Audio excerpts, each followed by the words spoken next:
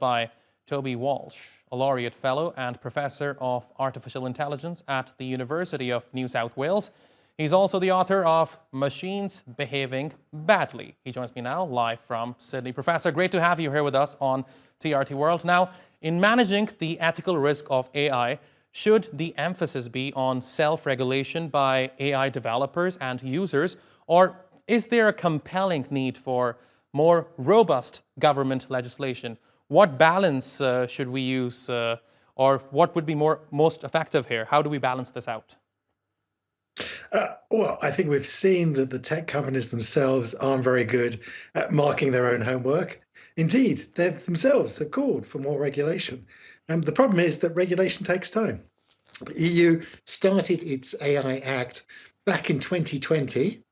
They've agreed pretty much the final words on that, but it's still not going to be law for another year, which is why we're having to depend upon companies like OpenAI doing the right thing and saying, well, in the meantime, we're going to self-regulate. We're going to put in some protections to try and prevent some of these real pressing harms that you were talking about at the top of the piece.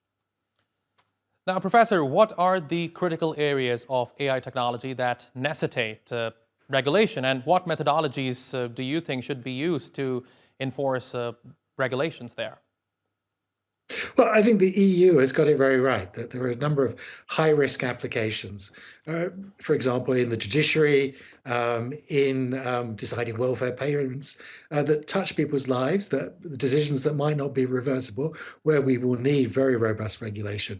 But equally, and this is the really pressing harm that we see at the moment, misinformation, disinformation.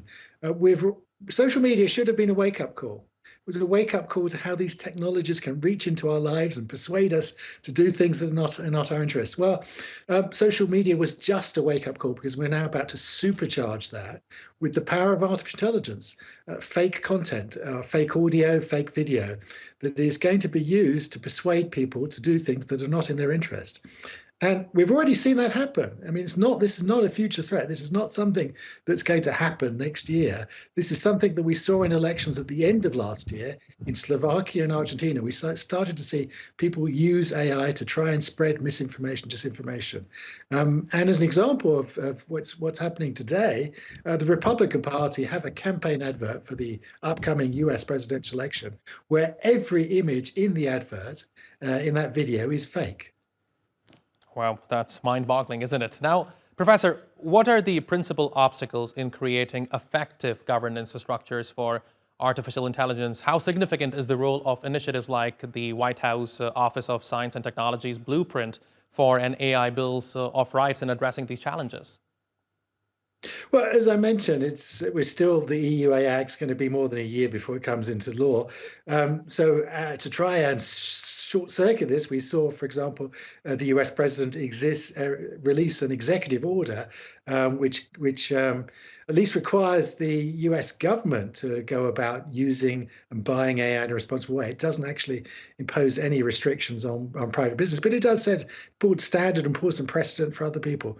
But we are going to see countries around the world regulate AI more forcibly. China, interestingly enough, has been one of the most forceful. I mean, it's obviously in their interest. And Professor, just out of curiosity, how long before AI takes my job?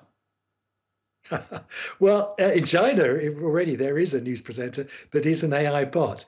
But you know what? At the end of the day, I actually prefer having a human ask me these questions than a computer. So if it's anything to do with me, I'm keen to have you around still. Oh, thank you very much. Professor Toby Walsh, it's always a pleasure talking to you, sir. Thank you very much for talking to us here on TRT World. My pleasure talking to a human.